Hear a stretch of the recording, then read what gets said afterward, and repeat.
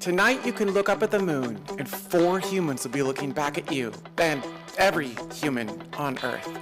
Is this the start of a whole new spacefaring era for humanity?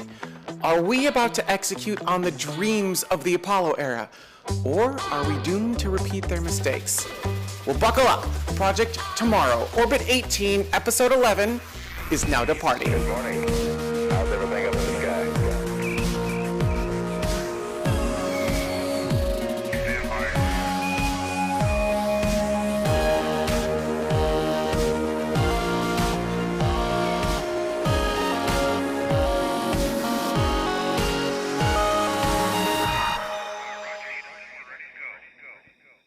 So, the first question in my rundown is why is sending humanity back to the moon, why is it important? However, this is going to sound weird, I was thrilled to hear Jared not have a voice. It almost sounds like he's sick. It's not that he's sick. It's that people were so excited about Orion going to the moon, about the Artemis II. He's been talking nonstop for like the last 2 days. And you know what, Jared, I'm going to make you talk some more. I'd love for you to tell us a little bit, like, how is the general, we're all space nerds. We nerd out over this. We all knew about this. But you interact with the general public up at, I don't know if we're allowed to say where you work, but like up at those different astronomical places. Okay, Griffith Observatory. So you interact with the Easy general for you public, to say. and it is not. What are their feelings? How is the normal population, non-space nerds, like, what are they thinking?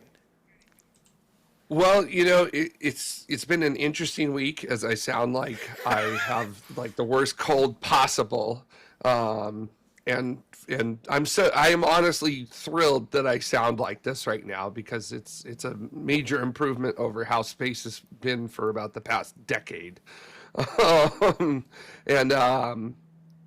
on Wednesday at the Columbia Memorial Space Center, we had a launch party, and we had our first launch party there in 15 years, because there just hasn't been something to gather around about. And my bosses thought that, we're going to get like 20, maybe 30 people there for that. So, no, we ended up getting about 400 people descending upon the center. It literally reached the point where we ran out of chairs. It was standing room only. I mean, it was like standing room onto the stairs upstairs. People were just going wherever they could to watch it. We had 6 news outlets there, including one in Spanish, which was fantastic to get all communities, local and international, involved. And I just did so many interviews that day. I was just going left, right, up, down, center, backflips, and everything you could think of to try to accommodate. I don't know if you ever have had to work with media before. I'm sure, Jami, you understand this pretty well, which is that they'll be like, "Hey, can you come from like 2:43 to 2:48 in order to do this interview?" And that's that's like exactly what it was like all day long when I wasn't in front of the crowd. So there was that. And then I've also been at Griffith the past couple of days as well, where we've had the live views of Artemis up on one of our big screens up in one of our exhibit areas there, and just pointing it out to people and being like, hey, that is a live view from a spacecraft that has 4 humans that is on the way to the moon right now. So, if you have any questions about what you're seeing, feel free to come up and ask. And it ends up becoming like a line of people basically asking questions or wanting to know more. Or people will just, my favorite thing that would happen is that we would mention it, people would turn, they would look at the screen, and then they would stand there with somebody and talk with them about what they were seeing for 10, 20, 30 minutes at a time. And in some cases, it was very much 2 people who genuinely did not know each other that were talking about what they were seeing. So like these 2 people that just happened to be at the observatory at the same time and doing what space does with all of us, which is that it connects us all. It is truly a universal experience, no matter what culture you come from, no matter where you are on this planet. space is something that brings us all together. And that was just very cool. My permanent line of, space brings out the best in us, and space is a universal experience amongst us all. It was really cool to watch basically proof of that happen in action for like the past half a week. And waiter, more of this, please. So it's been fantastic. Well said. That does bring me into what was supposed to be the first question of the show, which is, we're sending humans back to the moon. We are excited. We are space nerds. But you're going to get the question of, why are we doing this? Why are we spending billions of dollars in space when we have so many issues down here on Earth? Jared, did you get that question when you were like, what is the purpose? Why are we doing this? And how did you answer? Oh, yeah. Yes, we were getting that even before Artemis. But very interestingly, since the launch, that has dropped off a lot. I think a lot of people are understanding the point of it. And one of the things that we do talk about is technological development. With developing things like a moon base and things like that, you need to think about the technology that's going to help humans stay on the surface of the moon for a very long period of time.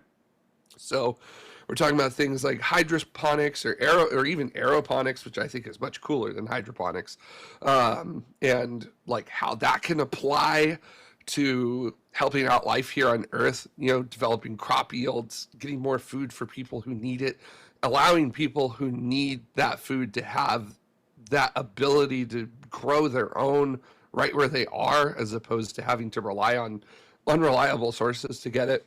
There's a lot of medical stuff that's coming out of this, right? So like they're doing checking on radiation and how the human body reacts with that, and also looking at the signals that the human body does for immunity and seeing how that reacts as well. So there's a whole host of things in terms of technology, biology. Like you think of it, it's getting touched at some point by the Artemis program, and that's a critical component. Those are, in some cases, those can be priceless in what they can do to add to society. And one of my favorite things I always like to tell people is that you don't have this if you don't have Apollo, right? Like the computer hardware and stuff that we enjoy nowadays. You don't have that without Apollo. Like you needed computers that could do multiple things. That was a real critical key in Apollo, was that ability of a computer to do two things at a time, not one. And then from that, it just built upon it because NASA releases that to the commercial sector. NASA doesn't ask for anything back. It's basically no strings attached, and you get to do what you want. So groups like IBM and others were able to grab onto those kinds of things back then.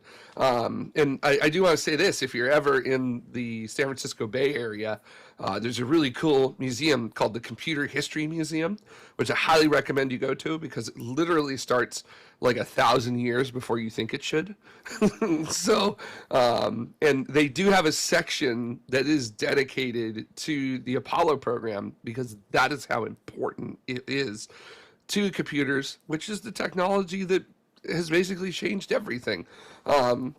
So I don't think anybody really knew on Project Apollo at that time that this technology was going to be helping out later on down the line. But here we are.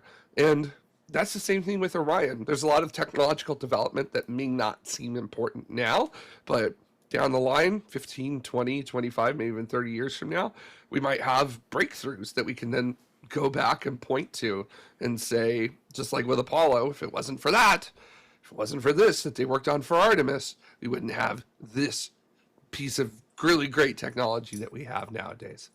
We're going to do an awkward thing.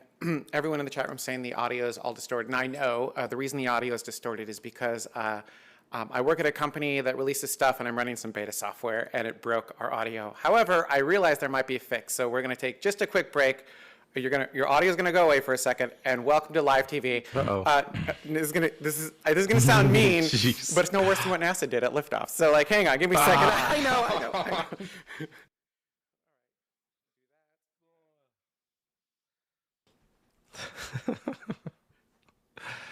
All right, hopefully that's better. We are doing it live. We'll do it live. Hopefully that sounds better. If not, I'm sorry. All right, cool.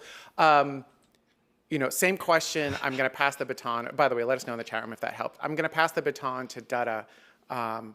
Again, same question. We have so many issues here. I know Jared covered a lot. Like, do you have anything in addition to what Jared said? What are your personal reasons? So I always go back to there was a letter from a nun in Africa in 1970 to Ernst Stuhlinger from Sister Mary Jacunda, and she was like, "Why are we spending this money here?" And it was a lot of the same answers that Jared gave, but like that answer persists. We have discovered so much more by doing weird, strange, impossible things about ourselves and about humanity and about technology that has been, disseminated throughout the entirety of civilization, that have fixed so many problems that really people don't understand where it comes from. And then the other thing I would point to is when, what was it, 1968, December 1968, when the Apollo program did the Apollo 8 launch and went around the moon. There was a comment by somebody, a letter sent in saying, we've got Vietnam, we've got riots, we've got race wars, we've got all this nasty stuff going on, and this one thing, this one bright shining moment in humanity was something that we could all latch onto and take with us. So thank you for saving 1968. I mean, I kind of feel the same way. Like, I feel like this saved 2019 forward. Right? Right? It's like almost, yeah. It was close. It was really funny. I ended up going to dinner with a bunch of friends after the launch. And one of my friends just like leaned back in the booth that we were in and just went, "Man, it's really nice to have an actual nice thing happen." So, Absolutely. and like that has really been a core feeling for so many people. Over this past half a week, like, gosh, just finally some good news, and I think we'll get into that a little bit later, but yeah, I don't know if Artemis II has saved 2026 yet, but we may be on the cusp of that. Space Mike, how about your thoughts? Like, why focus on space? We have so many issues down here. Why space? I try to relate it as much as I can to things that everyone cares about or maybe hasn't thought about before. In addition to all the stuff that Jared and Duta brought up, I talk about GPS and how, even though that's an Air Force thing and not a NASA thing, we give it away to the world for free. We don't charge anyone for it. Yes, it's funded by taxpayer dollars, but it's given to everyone for free. And of course, the service is the best for the United States. And so other places have to, enhance that in order to have as good of service as we're used to here with their own systems.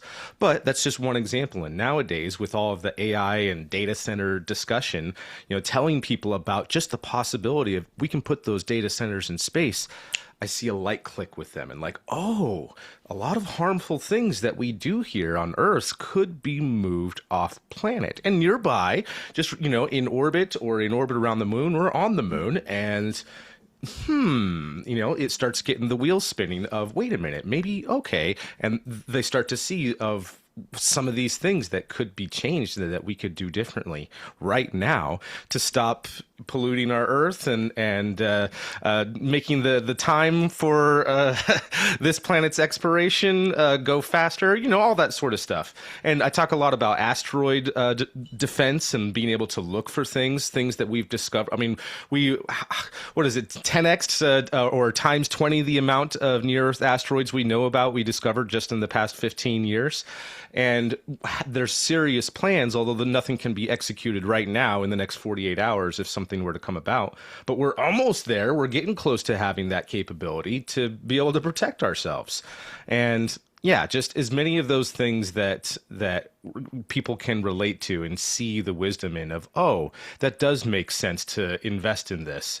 And then also to put it in perspective of how small this is compared to what we're spending on other things. I mean, just Medicare fraud from one state could fund NASA for the next 10 years. That's how small the budget is compared to everything else that we're doing. And putting it in that perspective and being like, you know, your personal share of what you pay in your taxes to NASA isn't even 1 penny. It's not even 1 cent. Like you know, we're not going to get there unless we increase its budget massively. And putting that in perspective helps a lot too. So even though this is just a test mission, I see people having these discussions about, you know, future projects and why this can be a benefit to everybody. And also that kind of soft power stuff that we're talking about, of this unifying moment of something inspiring. And yeah, finally some good news for once. In our chat room, Reason One Media also brings up, to your point, Space Mike, rare earth metals aren't rare in space, right? That's so, right. 100%. And then Neil is like, okay, We've yeah, got to cool. do something about asteroid Apophis, where it's going to wipe out an entire region here on Earth, whether it hits us in the 2030s, the 2040s, or the 2060s. It's going to hit at some point. You know, we don't need to debunk that too much. But that one rock alone has more gold in it than we've mined in our entire human history. Like, there's so much from just that one rock that we have to do something about anyway, that we could support our resources with. It's insane. And then Neil actually is like, oh, cool, pollution in space. I mean, sure, kind of, but like, these things are already dirty. Go ahead. I don't think the means of powering and cooling data centers in space require the same kinds of methodologies, so therefore you wouldn't get the same kind of pollution. Yeah. Also, so this, you know, talking about these things, it really is kind of like the Jeff Bezos vision of the future. And I think you'll find a lot of space nerds. How do I word this correctly? I think a lot of people who aren't space geeks assume that we space geeks just want to get off the planet and like we want to be on Mars and like we want to go to these dead worlds. And actually, not quite. We want to preserve planet Earth in its glorious beauty. We want to. Jared's holding up the high frontier right now. Yeah, like we want to protect our planet. We want to be environmentally sound, but we still want to have advancements in humanity. We still want to push technology forward. So how do you have it both ways? How do you have great technology? How do you lift people out of poverty and give them good lives while also not destroying the planet? You use the resources out on these dead worlds, and you bring everyone together with that. Like there's we can protect our planet and do amazing things, and we use space to make that happen. So yeah, okay, pollution in space, but like Mars is dead, right? Like, oh no, we put CO2 into the Martian atmosphere. We might make it a living planet. How dare we? Right? Seriously. Our pollution is an improvement. What are you talking about? Exactly. So I think it's for a love of planet Earth that we go to space, at least for me. I won't speak to everyone. We've got enough CO2 here to spare. See, we're just trying to reach those carbon goals. Come on, what's the problem? Nuke the poles. All right, Artemis II launched on the first try the other day. And man, it was a very clean count. There was one thing with a launch abort battery, or the FTS. The FTS battery was janky. That was like a shuttle era battery or something, wasn't it? Or shuttle era tech. Oh, the whole thing's shuttle era. So the whole rocket. Yeah. But other than that, like it launched first try effectively. A little bit of a delay, but it wasn't a very long delay. Very different than what we've seen with Space Launch System in the past. I guess the question is, are we getting better at launching Space Launch System? Are we going to be able to increase our cadence from here on out? Ryan, what are your thoughts? I think when Jared Isaacman said that he's going to drive up the cadence, we all thought, okay, that sounds great. Maybe that'll happen in a year or two, not in a couple days. I mean, like 2 days later, we're launching the Space Launch System on the first time with the smoothest countdown that rocket has ever had if you combine every wet dress and every launch attempt across Artemis 1 and Artemis 2. There were no hydrogen leaks. They flowed hydrogen into that thing, and 5 minutes later it was at 99% and then replenished. It was incredible. I mean, the entire countdown was so smooth. I was flabbergasted, quite honestly, watching this rocket get fueled up. Because I'm sure we were all anticipating, they're leaking the hydrogen again. They're gonna have to stop. They're gonna have to let the seals warm up, reseal, try and put hydrogen back in it. Blink, and the things are already in hydrogen replenished. I mean, it was incredible. And NASA, I personally had my doubts when they said in the pre-launch press conference, we're not going to do a tanking test. The next time we tank this rocket, we want to be able to launch it. And I was like, are you sure about that, NASA? Are you 100% sure? Am I understanding that 100% correctly? But the next time they tanked the rocket, they launched it. And honestly, I am so impressed. I mean, just incredible, absolutely incredible. And I hope this trend continues for Artemis 3 and beyond, and they can just, get into a launch countdown, get into a campaign, and then hopefully everyone will shut up about SLS being a bad rocket because of the hydrogen issues it's had in the past. Although, shuttle-derived hardware, I'm not sure if that's possible, but I'm going to be optimistic. Just ask Duta about the ground umbilical carrier plane. Exactly. I completely just poosh. Ever just have a thought just go poosh right out of your head? I had a follow-up for you. All right, well, that's gone. Jared, what are your thoughts? I'll try to remember my follow-up. I'm just so excited for Artemis, like nothing's staying in there. Jared, I mean, it was a very clean, I remember my thought. We all didn't think it was going to have a clean count. We were all like, I mean, even your poll question last week, Ryan, is like, how many scrubs are we going to have? Yeah. Before, yeah, right? Like, I think all of us, every space nerd was like, wait, what? No. Yeah. No.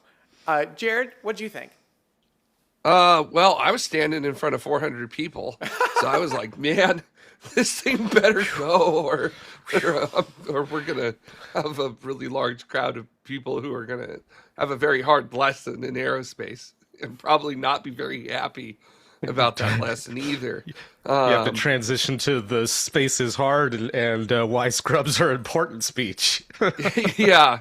Better delayed than detonated, as I like to say. Better delayed than detonated. So it was very nice to see that. I too was also extremely skeptical of we don't need to tank it anymore. It's fine. We'll just fill it up. It'll work perfectly fine. And just being like, that's not how that tends to work. But lo and behold, I guess the work that was done in the VAB and the magic that's happened over the last 6 weeks, there you go. One and done. It would have been nice to have had that happen in February. But also, I guess it's kind of nice that it happened at this point as well, because you were actually able to be awake to be able to watch this. So, first daytime launch. Beautiful. I really want to see if it does actually increase the cadence, though. I don't know if this is a case of like we've smoothed out all the technical details of it, or we had 6 extra weeks to smooth out all the technical details. Therefore, we were able to fix it. So I feel like if we are going to see the cadence increase for Artemis 3, the launch needs to happen with a very smooth flow. And we will have to wait until the launch of Artemis 3 to find out about that. So hopefully, everything crossed because of how well this count for Artemis 2 went. Everything crossed that we actually get a really good, smooth vehicle from here on out with the Space Launch System. I mean, ideally you launch more and you get a smoother flow. Like you learn. I mean, we've talked about it on the show so many times, but ground support is arguably harder. The ground support equipment is arguably harder than the rocket itself, right? Like figuring out how to flow all those fuels, figuring out how to make all of that stuff happen, all the systems communicating with each other. It's very expensive and very complicated.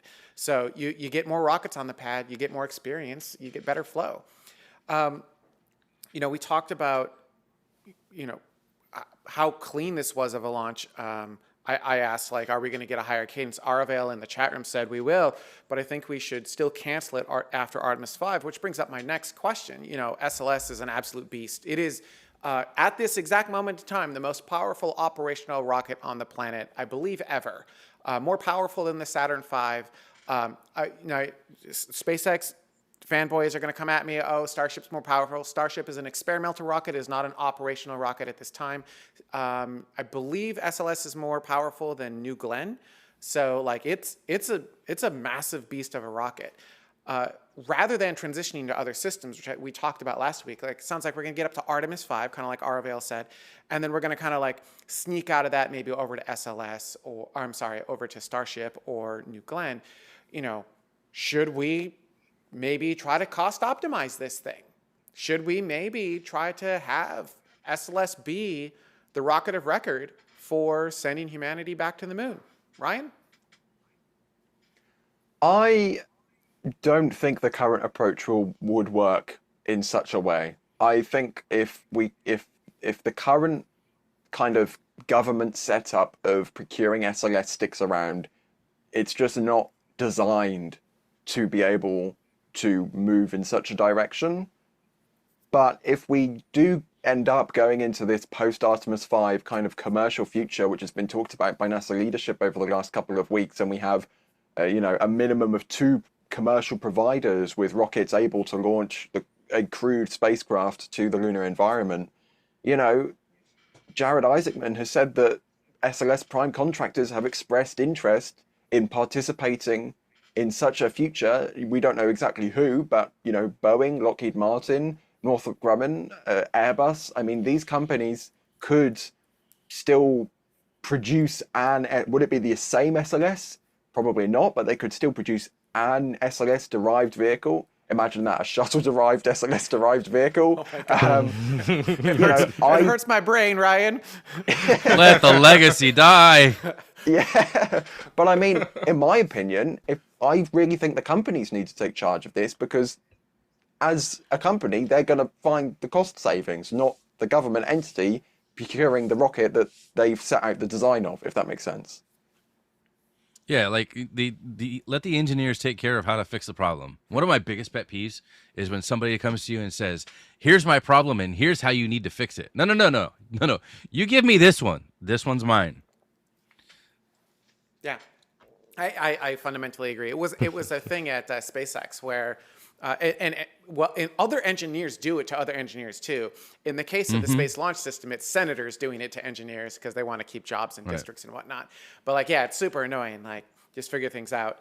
A quick point on the smoothness of the count. No matter how many parts or how many people are assembling the parts, every vehicle turns out just a little bit different with its own quirks. I don't know if you've ever driven 2 of the same model car, but they feel just a little bit different.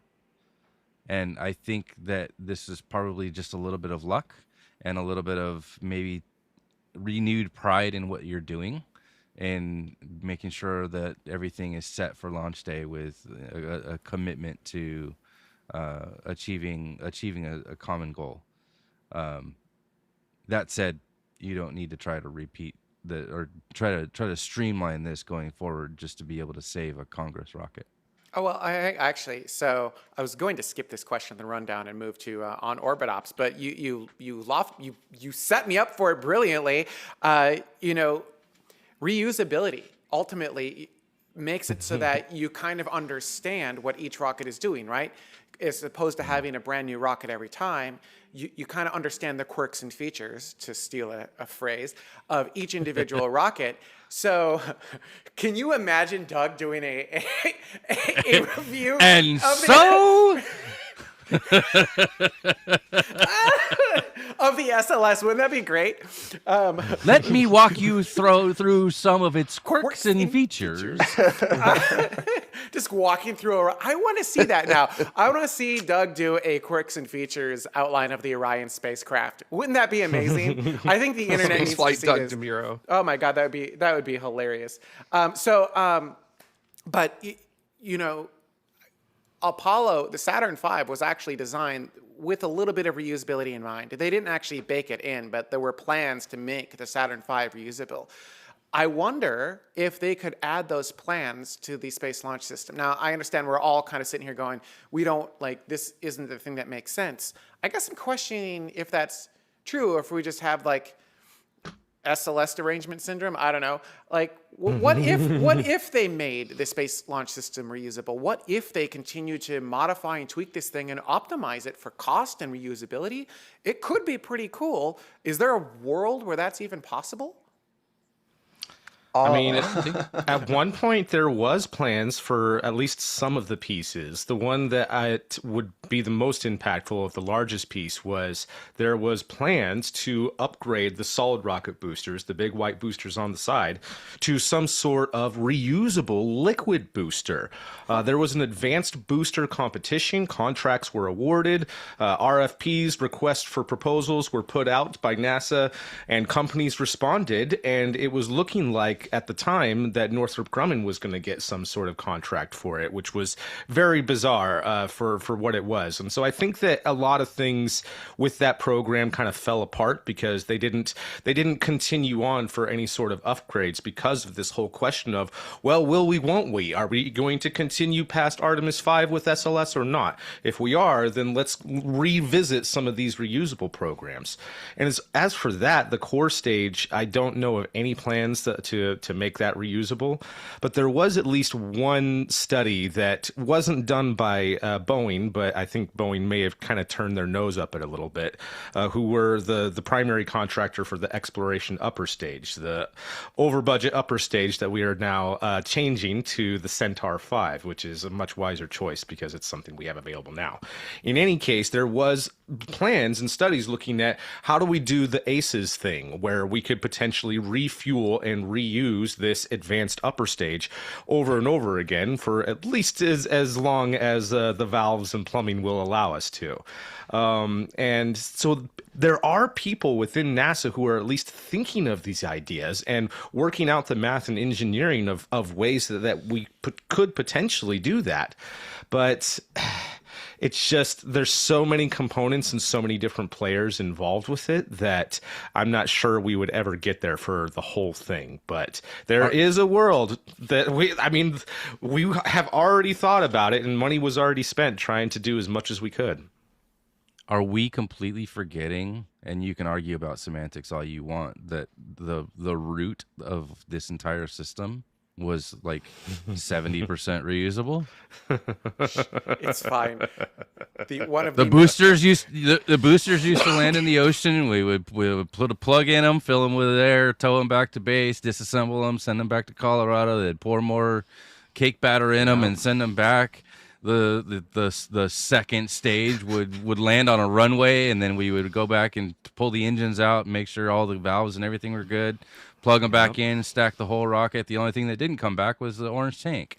Like, I am going to argue semantics. It was refurbishable, not reusable. But like, whatever. Yeah, you knew it was coming. You protected yourself in advance. I'm going to make the argument that everybody's already forgotten that this vehicle is partially reusable. Artemis II flew with reused components. Orion, eventually, I believe the Artemis III or Artemis IV Orion capsule is going to be a fully reusable crew capsule. Like, that entire unit is going to fly again on a future mission if it gets the opportunity. It's designed to be fully reusable, that's what I'll say. But avionics on this mission flew on Artemis I. SLS is already a partially reusable rocket. Is it a tiny piece? Yes, it's a tiny piece, I know, but it's still partially reusable, and that matters. Yeah, but you went from 70% reused to like 2. Yeah, but it's a big it's expensive still piece. partially reusable. It's still a big expensive piece, right? The big expensive pieces are going to be the power plant, the RS-25s, the space shuttle the SLS main engines, and yeah, but software I don't think is a reusable thing. Software is something that you iterate constantly. Okay. You change it's not that. Software. It's like computer hardware. Yeah, I understand that, but you're still reusing like 2% now. So I'm just saying I wouldn't put software into that equation because you do modify and change things as you go. Now, here's my question with this new kind of spirit of having quality work, and none of these companies want to be kicked out of the moon program. Of course, they want to be able to continue and get those government contracts. And I think that something that Jared Isaacman has wisely done is presented them with an opportunity of give us your best ideas. We want to optimize this thing, and we're willing. I mean, NASA has said even before Jared Isaacman that if you can come up with a really good product, we are willing to allow you to do whatever you want with it commercially. If you have a good enough booster, if you have a good enough program, of course you can sell that commercially. If you can do the business. And Lockheed Martin, when they attempted to do that with the Orion capsule, quickly discovered that the market doesn't want to pay billions of dollars when they can spend tens of millions of dollars to have the same service. So I think that these companies are in a beautiful opportunity to optimize and present something that is going to continue business for them. Otherwise, they're out of the moon program. Yeah, you might be right. Well, I mean, isn't that what Starship and New Glenn are? Yeah, but aren't we gonna need more than just Starship and New Glenn? It's funny because I keep railing on we don't need any more rockets, but like at the same time, like we need to make assured access to space, right? And like there's no guarantee that Starship and New Glenn will be viable programs. You can't have assured access to space and affordable space. Those two are diametrically opposed. I mean, are they? Assured access. Assured access means there is no chance you cannot go when you need to go, and that makes everything more expensive, more robust, heavier, et cetera, et cetera, et cetera. The labor, the engineering that goes into it to make sure that it will never fail, or if you've got No, it means multiple failure. No, it doesn't. It doesn't necessarily mean multiple providers. Yeah, but it can. It can mean multiple providers with completely different technology stacks that get you assured access to space. And then I, as a taxpayer, I'm only paying for A or B, not A and B. So, like, you're paying for A and B and C. You don't set it up as a cost plus contract. You set it up as the SpaceX contract. What am I trying to say? Fixed price. Fixed price. Thank you. Right. So you buy the rocket when you need to launch it, and you make sure that you can buy A or B or C. You always would have launched a rocket. You're just choosing. Oh, well, A isn't flying right now because it's got a problem, so I'm going to choose B instead. Your prices ideally stay about the same. So I don't think with assured access, I don't actually think it requires that you be super expensive. It requires that you be smart about how you design your architecture on the back end to ensure that you're not doing we're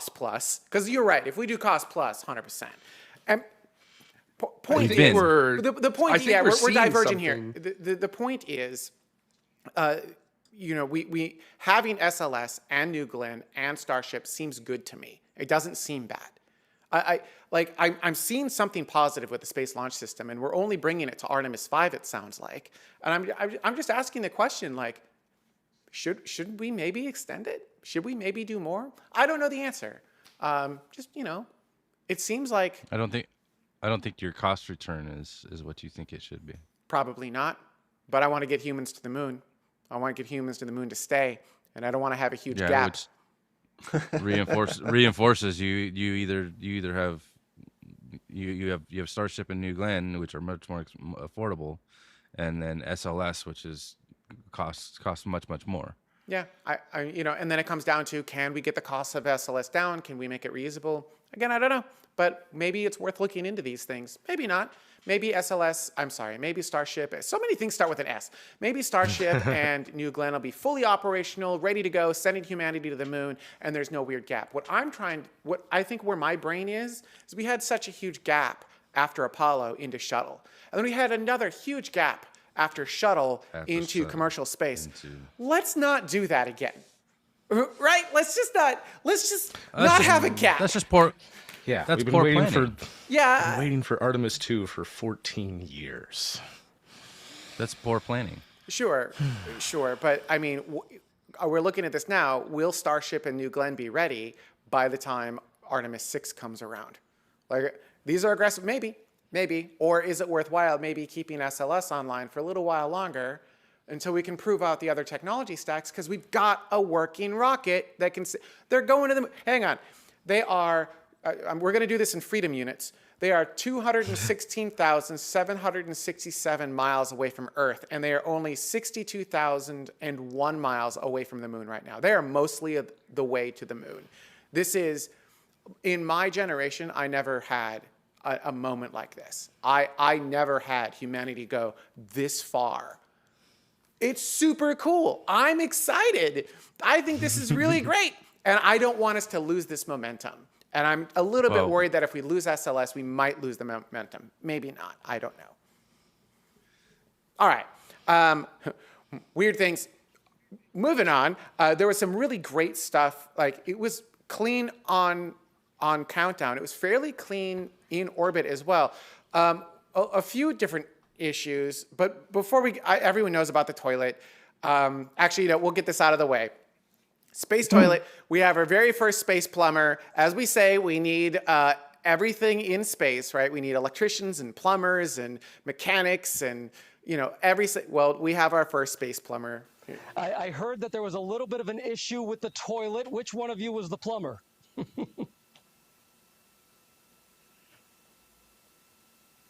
I'll take that one. I'm the space plumber. I'm proud to call myself the space plumber. I like to say that it is probably the most important piece of equipment on board. So we were all breathing a sigh of relief when it turned out to be just fine. It was just an issue, I think, of sitting for a long time and needing a little time to warm up, a priming issue. But we did originally think that there could have been potentially something fouling up the motor. And luckily, we are all systems go. There you go. First space plumber. Then apparently there was a weird burning smell. But you know what? If these are the worst issues, we're doing really good. This is the furthest humanity will have ever been from Earth.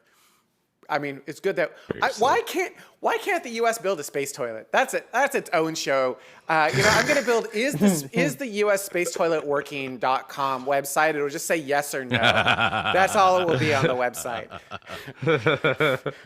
By the way, it'll have to mostly be on no, I think. We'll split it into like the Russian side and the U.S. side. This is very much reminding me of there's a account on Blue Sky that tracks how much the urine tank on the International Space Station is full.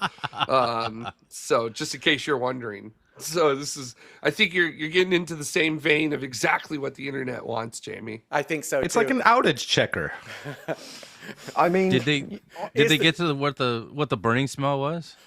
I think it was the space toilet again, wasn't it? Something to do with valves and plumbing. Yeah.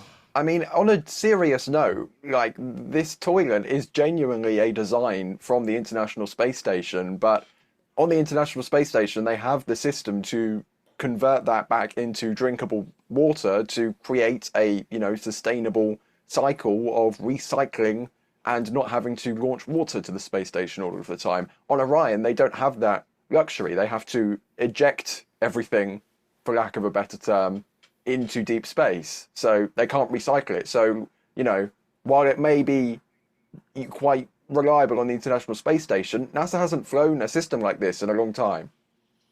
Yeah.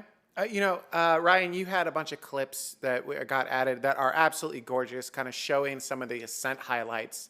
You want to go through a few of these? Sure.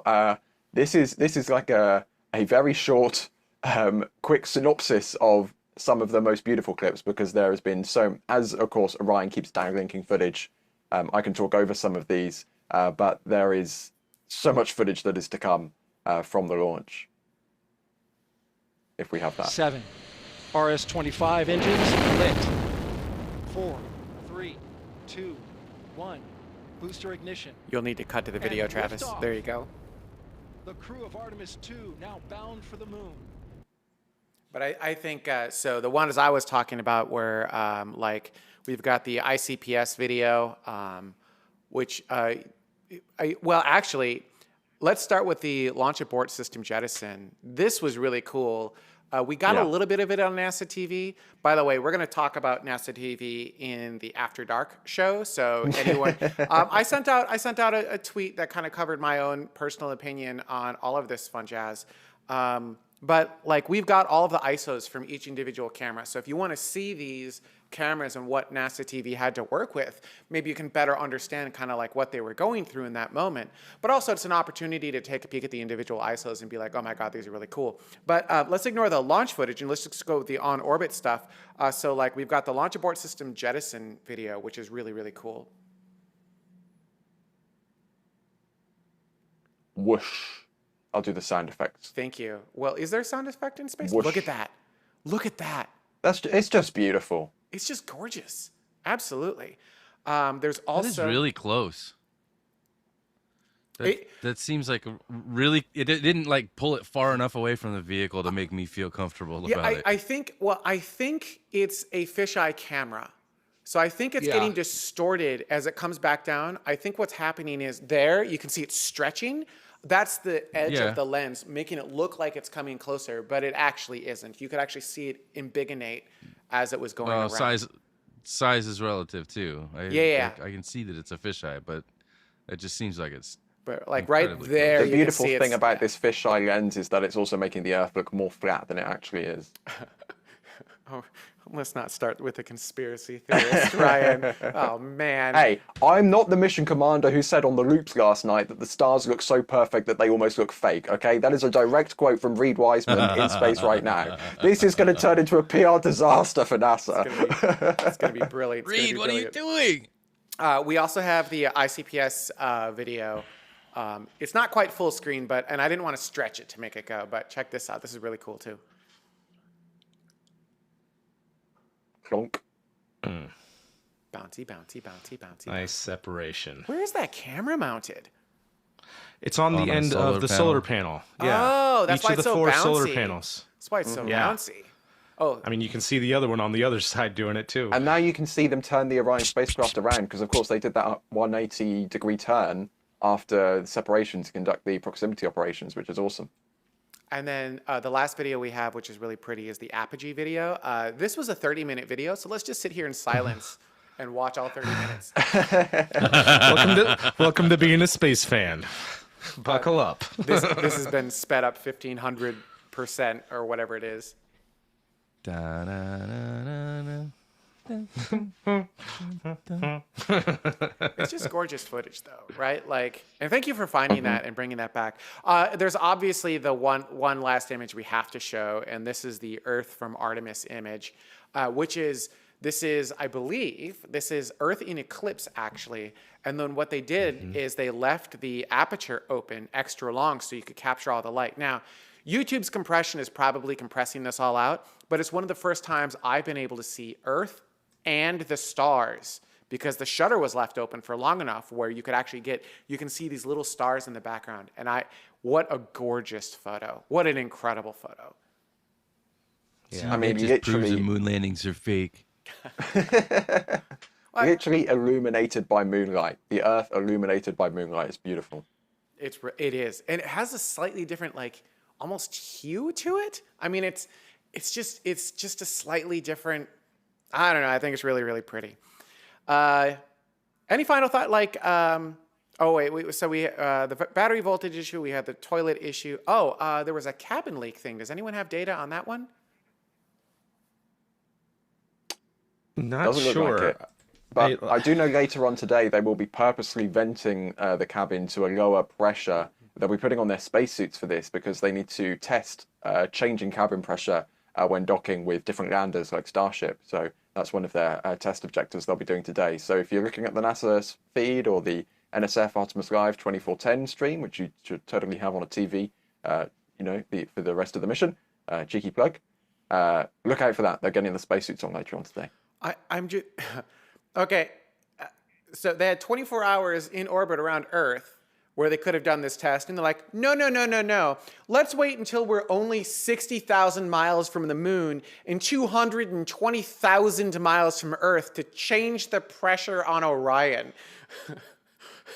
Someone was like, it'll be fine. Would you rather be in one of those escape suits for 10 days or for 5 days? I'm voting for 5 days because you have to do all your business, let alone the space toilet problems. If they're stuck in these space suits for 5 days, I don't want to be one of the recovery teams having to smell them when they get on board that US Navy recovery ship. Just saying. They're going to repress the vehicle when they're done, aren't they?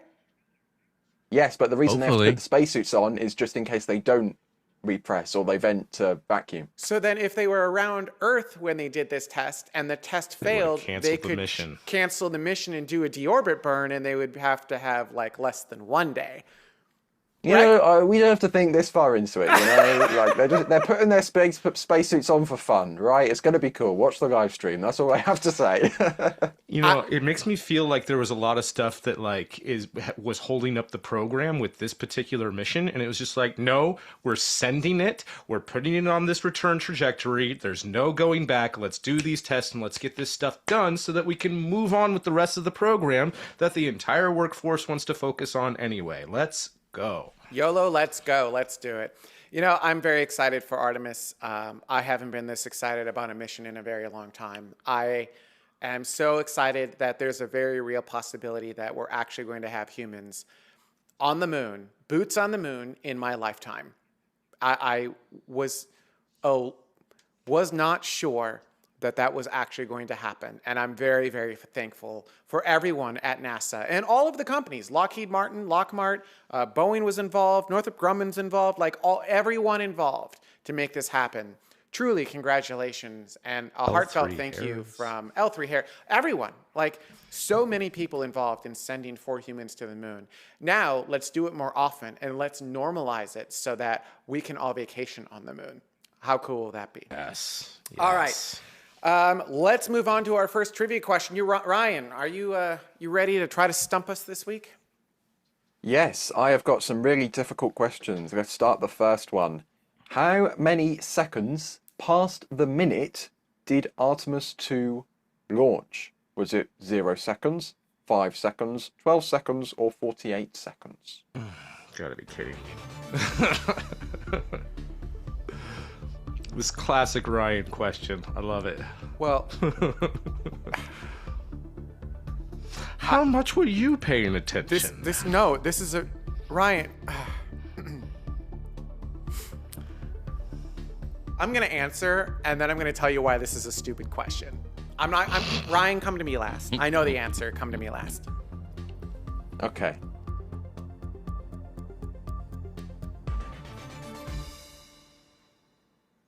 Well, chat is still voting. I mean, 5 seconds was in the lead there for a second. 12 seconds has taken over again. Mike, let's start with you. What do you think is the correct answer? I'm going to go with 12 just on vibes. That's my favorite number amongst the list that's presented to me. Based on vibes, okay. Jared, what do you think?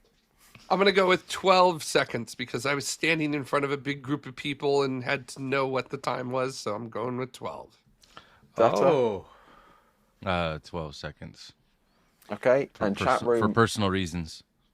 Okay, chat room is kind of bouncing up and down a bit, but I'm going to go with 12 because that's in the lead right now. And Jami, what are you going to say? Well, I'm going to answer this by asking all of my hosts to do me a favor. If in the rundown you could go to block 3.1 for me, go to the show notes, and look at the launch section. Could someone read off to me what's under the launch section in the show notes? April 1st, 6:35:12 p. Yeah, EDT. I'm going to have to say 12 seconds since it's literally in the notes directly above the question, Ryan. My answer is 12 seconds. These quizzes are no longer like actually testing knowledge. They're just testing if the hosts are actually bothering to read through the rundowns before the show starts. I kind of like that. Like I can start sneaking some questions into the rundown and see who's paying attention. All right. Where's my brown and M&Ms? This sounds like a service writer. You know, SLS wasn't the only rocket that's launching in April. April is the month to be a space nerd. Who is excited, right? We've got the Space Launch System sending astronauts. They're going to be there, tomorrow? Something like that, early Monday morning? Like astronauts Closest around the approach. moon. Yeah, closest approach. That's going to be incredible.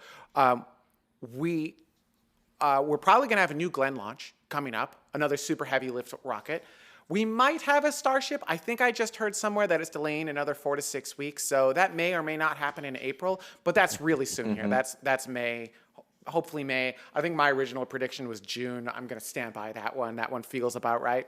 But May, you know, we're getting close to Starship. There's the Ariane 6 launching and the brand new Soyuz 5 launching. Is it on my board?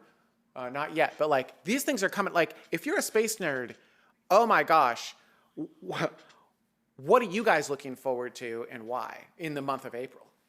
Let's start with you, Mike. Man, it's hard to pick which I'm looking forward to most. There also might be a Falcon Heavy launch this month. Oh, yeah. We already got an Atlas V launch, and there's going to be another one later this month, unless there is any problems with the solid rocket boosters that prevent that from happening. But as far as I know, that's still on the books. We also, this week, Tuesday, we have a Minotaur launching. I believe it's a Minotaur 4 that's launching. We don't see those very often anymore. Man, and I've got a Cygnus on my board over here, too. Yeah, Cygnus is launching this week on a Falcon 9 rocket. Oh my gosh, that's going to happen on Wednesday, right? I've got a Vesta board happening on here, Wednesday? and I got a Vesta board over there. This one is like all the show dates, and that one's all the launches that you guys can't see on camera. It's got all the worldwide launches, and so I'm like, what's launching next? It's pretty cool. Yeah.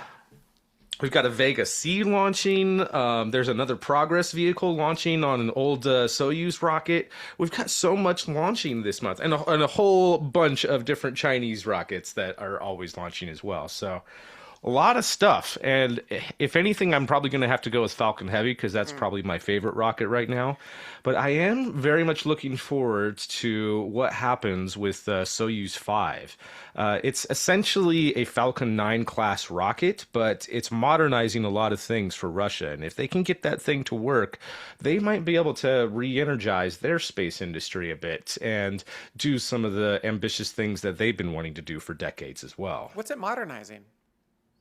A lot of avionics stuff. They're modernizing a lot of pad operations with this. It's a simpler rocket. It's replacing the Zenit rocket that was primarily made in Ukraine and is bringing all of the manufacturing using the same tooling, but with a little bit of differences to what the Zenit rocket used to be.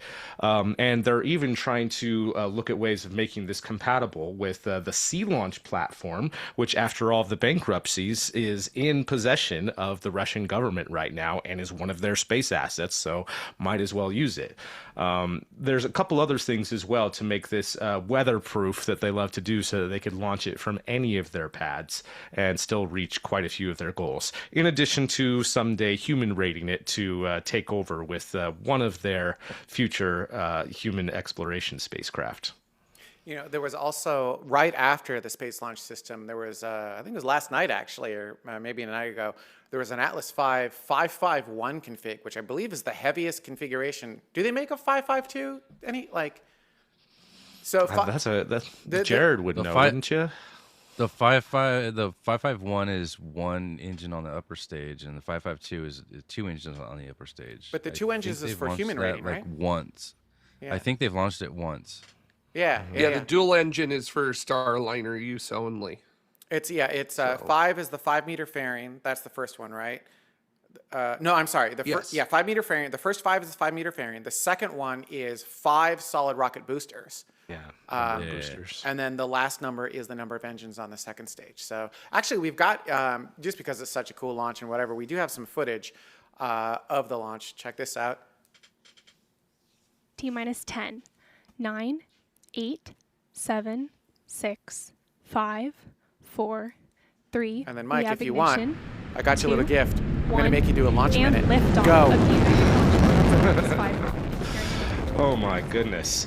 So on April 3rd, Atlas V launched for, we don't know which number it was, but this launched at 10:46 local time and was able to launch another batch of Amazon Leo, formerly known as Project Kuiper. This was the 5th launch on a Atlas V rocket of this particular constellation, as they continually fight between SpaceX and the FCC for different spectrum and orbit rights. So this one, it was going further up than the disputed 450 kilometers and is going somewhere between 610 to 630 kilometers in low Earth orbit. And because this was the largest Atlas V available, they were able to sneak 2 more of these Project Kuiper satellites on board, and hopefully we'll be able to get their constellation up and running to provide from orbit internet services. Time. Well done, Space Mike. For the record, I did not tell him he was doing that. I baked that in there, and at the very last minute, I was like, all right, Space Mike, let's see if you still got it. And I think you do. That was well done, Space Mike. Still tripped a little bit, but yeah. I just wanted to say, I even added the music in and everything. I was like, this is good. This is going to be epic or a huge failure. I'm not sure which. Can I also just give a big hand to ULA and Amazon, because for the last LEO flights, the previous 4 LEO flights on 4 operational LEO flights, keep having to add descriptors to that, on Atlas V, they haven't done the live stream beyond second stage start. Like literally, the booster would cut off, they cut to their public affairs host, and then they just end the stream. It's like, hang on, what? You're not in orbit yet, what are you doing? But this time, they actually stayed live, and they showed us on board the second stage for the first time live, which is, you know, maybe Leo realized that nobody actually wants to steal their satellites, but I don't know. I mean, I always appreciate more great coverage. You know, and kind of let's close out the show with, you know, we had Space Launch System, we had the Atlas V, we've got New Glenn, we've got all of this amazing stuff coming out in space right now. Are you seeing it with your family and friends? Like, are they excited and staying excited, or was it just Artemis and then once that wears off, you know, it's done? Jared, we'll start with you because you interact with the public the most. Yeah, the excitement has been there and it has stayed there. It's the fact that there is something continuously happening as they're heading out towards the moon. I'm kind of wondering if it's going to drop off after the lunar flyby, or if we're going to continue to see the attention span stick with all the way to splashdown, because we've got the heat shield issue to pay attention to for reentry. But in my work so far, yeah, it's one of those things where like the attention is not gone. People who I don't see regularly talk about spaceflight have been talking about spaceflight continuously since the launch. My best friend, not exactly inclined to spaceflight. We actually started talking yesterday about what it would take to run a D&D campaign inside a space capsule. Like these are just things that people never talked about with me before, but now they are. And it sure wasn't happening last week, I'll tell you that. So I feel like the fact that this very exciting thing that hasn't happened in 53 years, what did I realize? What was the number I came up with the other day? That had been, I think it was 19,474 days since we were last able to say that there's humans on the way to the moon, something like that. And the fact that we have that, like, is really exciting, and it's getting people really excited. And also there's that true feeling amongst a large group of people that here is something good that is finally like like the first thing in a very long time, actually worth getting excited and worth celebrating and worth talking with each other about. Like finally something we all can enjoy for the first time in a super long time. And man, what a really great vibe to have going right now. And I hope it continues until the end of the week, and see y'all at the landing party we're going to be having now. So Mike, how about you? Your family and friends, like, is the momentum staying? Were they already space nerds, or are you the designated space nerd in the family friend circle? I'm definitely the designated space nerd, and whenever people have a question, they usually ask me. I'll never forget a conversation I had with a good friend about astrology, and was basically talking about how, all this stuff about Mercury and retrograde is BS. That's all just from the perspective of Earth. Like, there is no such thing as Mercury in retrograde. And just, like, I'm sorry I ruined that for my friend, but it was also, like, a liberating thing where they're just like, oh, this is all BS. I don't have to, like, revolve my life around this.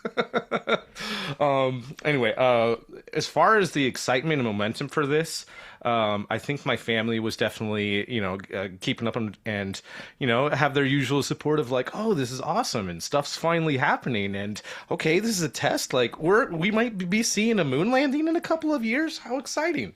And definitely in more of the public, like a lot of people at my work were asking me about it because they know that I love this stuff. And so a lot of really good conversations have been had over the past week of just how cool this is and what we're planning on doing next and things available to us. And it's exciting and fun to see that spark light up in people's eyes of just like, oh, we're actually doing something. This is actually really cool.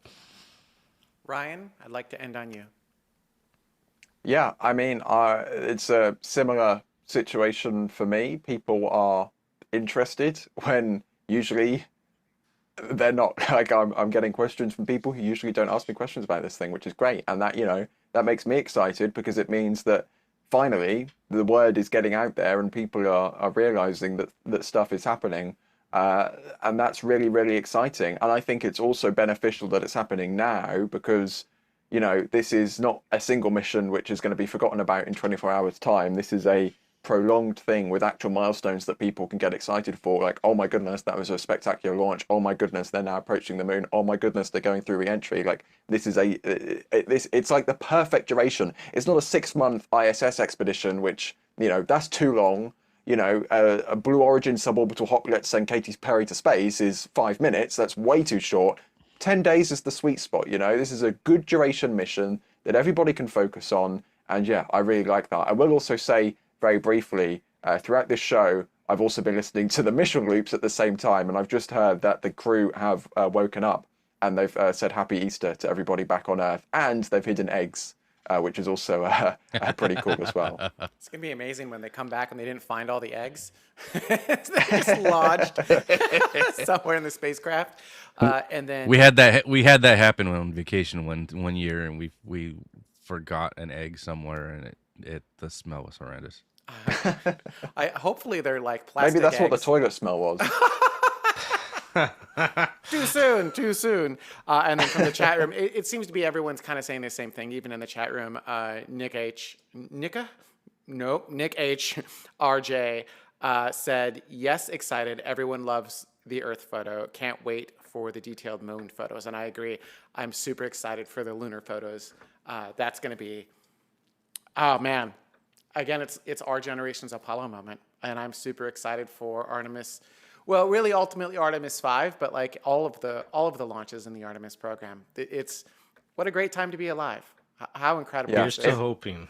Yeah. Here's to hoping. If I may it's just the end beginning. on this, the moon is supposed to rise like out my window of just like 10 or 15 minutes after they get closest approach to the moon. So I'm really interested. I'm praying for no clouds in England, which it doesn't always go to plan. Yeah. But I'm really looking forward to being able to see the moon just after closest approach, and knowing that there's 4 people on the other side of that moon. This is why I have been a moon first person forever, because these last couple of nights, I don't know about you guys, and I mentioned this in the cold open, but you walk outside, you look up at the moon, there are people there. Like, just do that tonight. Just walk outside tonight, look at the moon, bring everyone you know, look at the moon, point at the moon and go, there are people there looking back at us. How inspiring and amazing is that? Now imagine Artemis 5 where there are people on the surface. Now imagine in 10, 15 years when we can actually see the lights of a city on the eclipsed side of the moon. How cool is that going to be? How incredible is that going to be? I am so excited for the future. I am so excited for the future. All right, let's take us out. Ryan, I question this trivia question, but make it make sense. It makes perfect sense because this is talking about their most recent problem. Orion Integrity's toilet, of course, has been a source of trouble throughout Artemis II. How did NASA resolve the most recent problem with the toilet yesterday? Did they send in the space plumber, turn it off and on again, heat up the exit valve with the sun, or use a plunger? Are we paying attention, space fans? How much of the coverage have you been consuming? This feels like a loyalty test or something. Feels like a they're Loyalty all test. loyalty tests.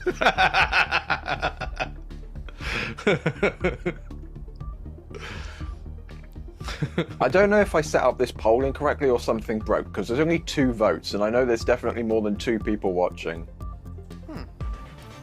That's weird. Oh yeah, you only did Discord. Okay. Well, all right, hang on. Let's do it based on the votes in Discord then.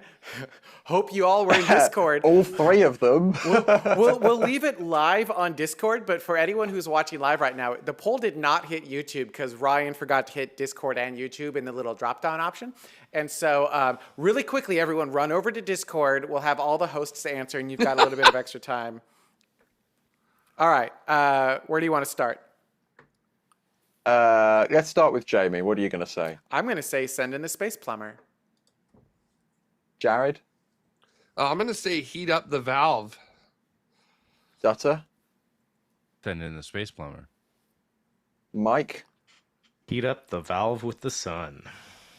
Okay, and I'll go back to Uplink and see what the chat now says. Heat up the again, valve this is winning with 6 votes. Uh-oh. And again, this is the most recent problem of the toilet. This is the most recent problem with the toilet. And the answer is indeed heated up with the sun. Boom. NASA suspects the exit valve got blocked by frozen you-know-what. So they pointed it at the sun and waited for it to melt. And now the toilet works. I think they sent in a space yes. plumber. I vote space plumber. Technically This speaking, happened several times on shuttle, by the way. So, which, if I may be allowed to be so vulgar on the air, the technical term for it was piss puck. So, I mean, it's a shuttle-derived problem on a shuttle-derived vehicle, so what else do you expect? yes. oh man. You know what? On that note, Shuttle-derived problem. Oh my god. I feel like I'm that's stealing that. that is a shirt for the show, right? A shuttle-derived problem on a shuttle-derived vehicle. Yeah, I feel like that with the NASA worm logo and with the worm ball logo. That's what that one is. Yeah. It has to have the worm ball logo. That is our show, everyone. Thank you so much for watching. It's been absolutely amazing. And thank you to the entire crew of TMRO who helped to make this happen week after week, year after year, month after month. By the way, crew of TMRO, if you want to, you can watch the Inara interview live both on Patreon and on YouTube memberships. And then you're also going to get access to our After Dark show. Oh, hey, you know what? I forgot to I forgot to fix automation. You know, I grew up in the immediate post-Apollo aftermath. I'm just a little bit too young to have seen the Apollo landings. Grew up, reading science fiction and watching Star Trek, and I always knew I wanted to be involved in space, but I didn't think I was going to have to work on how to get there. That looked like a problem other people were solving. So I was programming computers when you program them with switches instead of with typing in on a keyboard, or were no keyboards. Went off and went to Caltech, and that was a great school for me. Feynman was still teaching a little special course for freshmen and sophomores that I got to sit in on. That was cool. Realized then that no matter how much money NASA did or didn't get, it was never getting me into space, or people like me. So I kind of gave up. You can't Me Too your way ahead of SpaceX. And betting that you're going to get there because SpaceX is going to make some catastrophic business error, that's not a winning bet so far. What could you do that would make SpaceX obsolete? Not do what they're doing, only better, because you're not going to do what they're doing, only better. And even if you are height of hubris, even if you are smarter and better than they are, they exist and they're entrenched in the market. I don't share Elon's vision that we're going to get 1 million people to Mars with chemical rockets. And it's not a thing that takes $1 billion to make. It's a box with some coils on it. Light it up, and 3 weeks later, you pass Jupiter. We were talking about going to Mars in 9-ish months, and now you're talking about going all the way to Jupiter in weeks. Yes.